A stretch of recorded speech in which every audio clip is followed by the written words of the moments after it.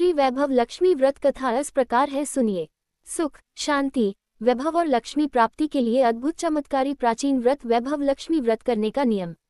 1. यह व्रत सौभाग्यशाली स्त्रियां करें तो उनका अति उत्तम फल मिलता है, पर घर में यदि सौभाग्यशाली स्त्रियां न हो तो कोई भी स्त्री एवं कुमारिका भी यह व्रत कर सकती है। 2. स्त्री के बदले पुरुष भी यह व्रत करे तो उसे भी उत्तम फल अवश्य मिलता है। 3. यह व्रत पूरी श्रद्धा और पवित्र भाव से करना चाहिए, खिन्न होकर या बिना भाव से यह व्रत नहीं करना चाहिए। 4. यह व्रत शुक्रवार को किया जाता है। व्रत शुरू करते वक्त 11 या 21 शुक्रवार की मन्नत रखनी पड़ती है और बताई गई शास्त्रीय विधि अनुसार ही व्रत करना चाहिए। मन्नत के शुक्रवार पूरे होने पर विधिपूर्वक और बताई गई शास्त्रीय रीति के अनुसार उद्यापन करना चाहिए। यह विधि सरल है, किंतु शास्त्रीय विधि अनुसार व्रत न करने पर व्रत का जरा भी फल नहीं मिलता है। 5. एक बार व्रत पूरा करने के पश्चात फिर मन्नत कर सकते हैं और फिर से व्रत कर सकते हैं। 6. माता लक्ष्मी देवी के अनेक स्वरूप हैं, उनमें उनका धन लक्ष्मी स्वरूपी वैभव लक्ष्मी है और माता लक्ष्मी को श्रीयंत्र अति प्रिय है।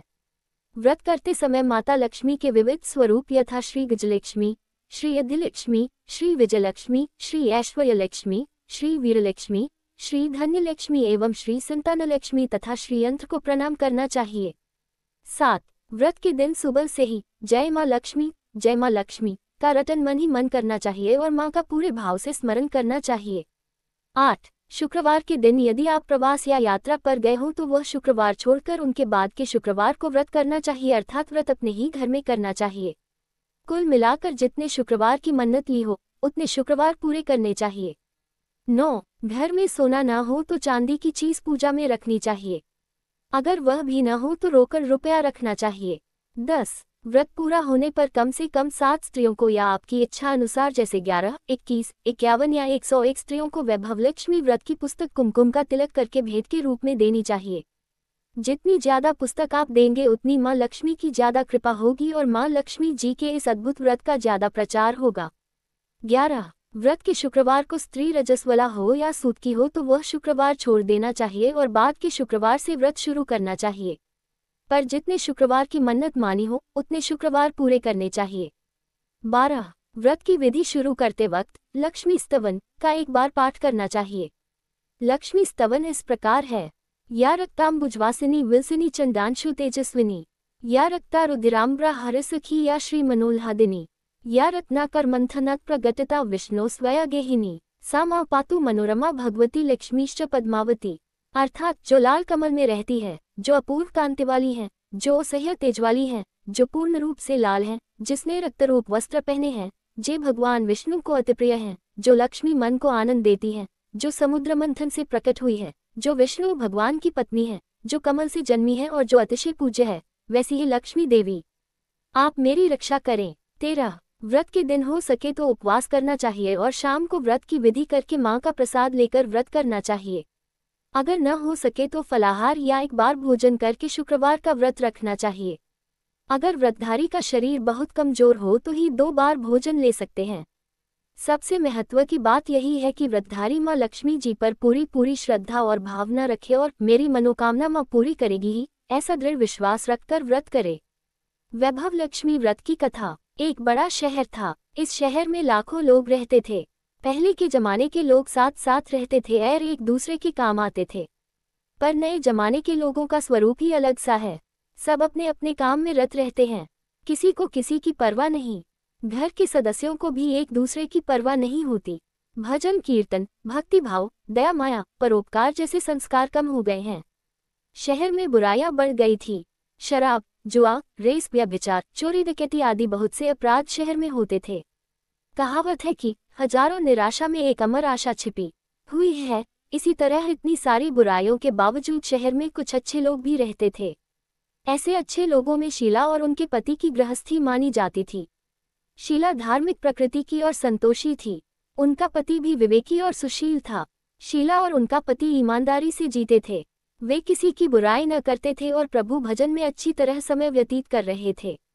उनकी गृहस्थी आदर्श गृहस्थी थी और शहर के लोग उनकी गृहस्थी की सराहना करते थे।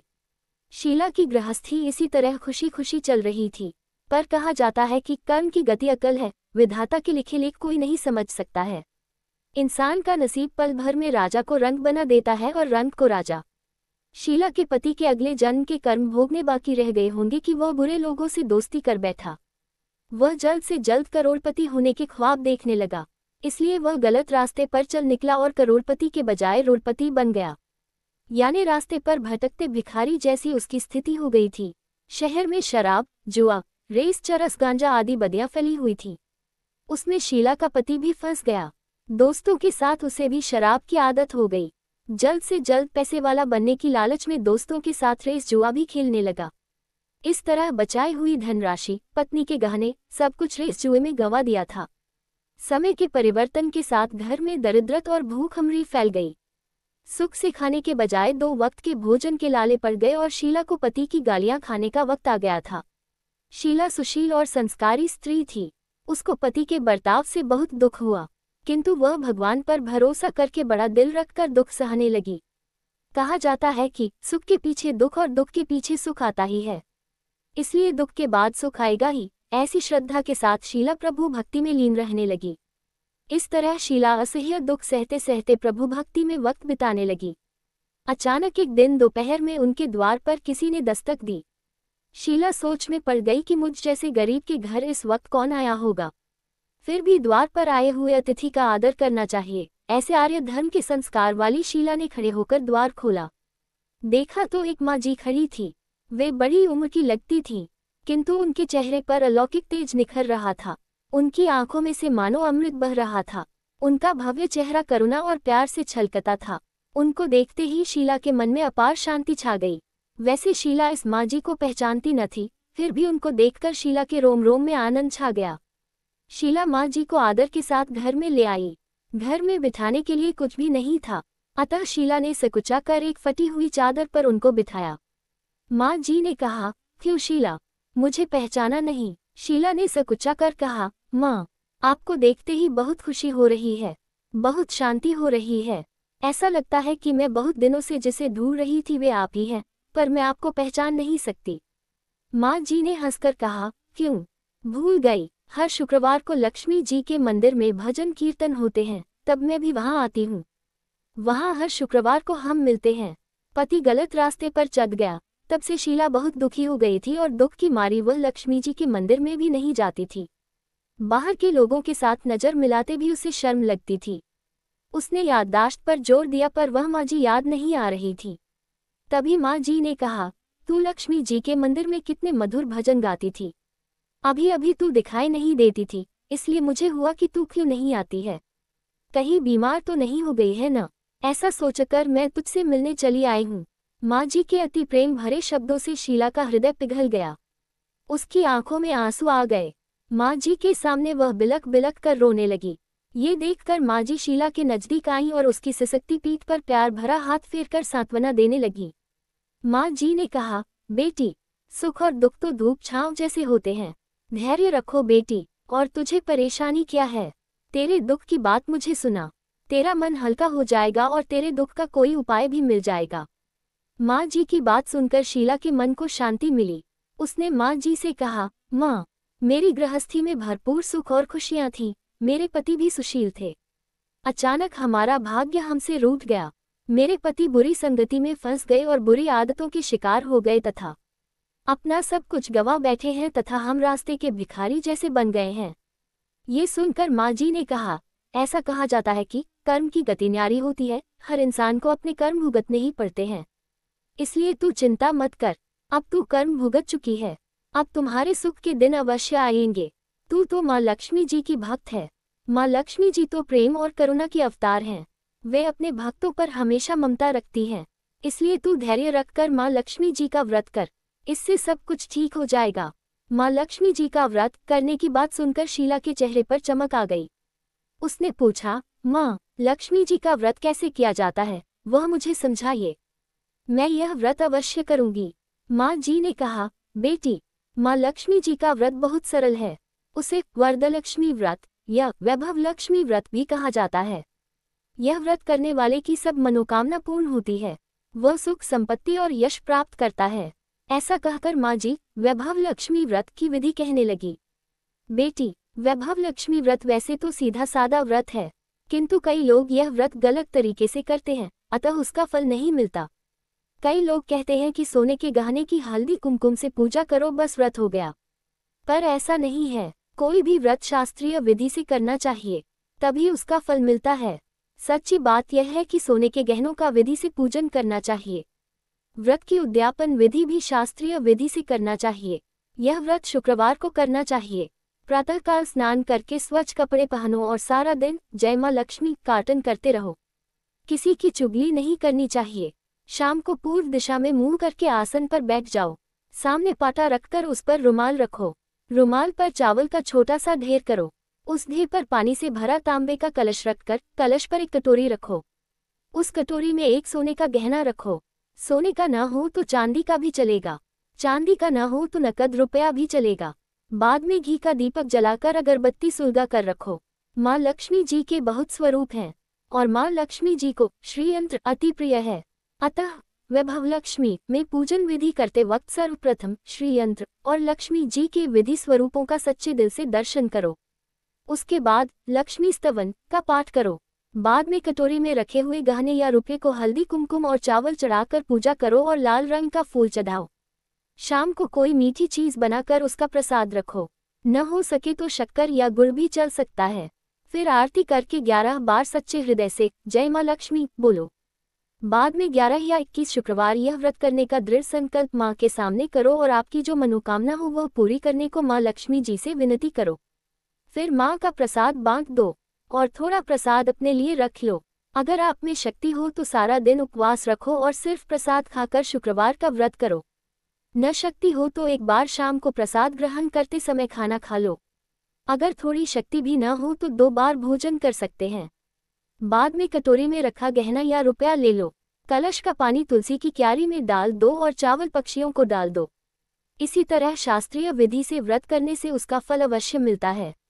इस व्रत के प्रभाव से सब प्रकार की विपत्ति दूर होकर आदमी मालामाल हो जाता है। संतान न हो तो संतान प्राप्ति होती है। सौभाग्यवती स्त्री का सौभाग्य अखंड रहता है। कुमारी लड़की को मनभावन पति मिलता है। शीला ये सुनकर आनंदित हो गई।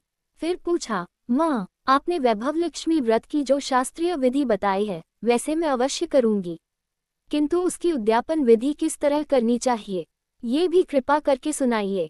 माँ जी ने कहा, 11 या 21 जो मन्नत मानी हो उतने शुक्रवार यह वैभव लक्ष्मी व्रत पूरी श्रद्धा और भावना से करना चाहिए।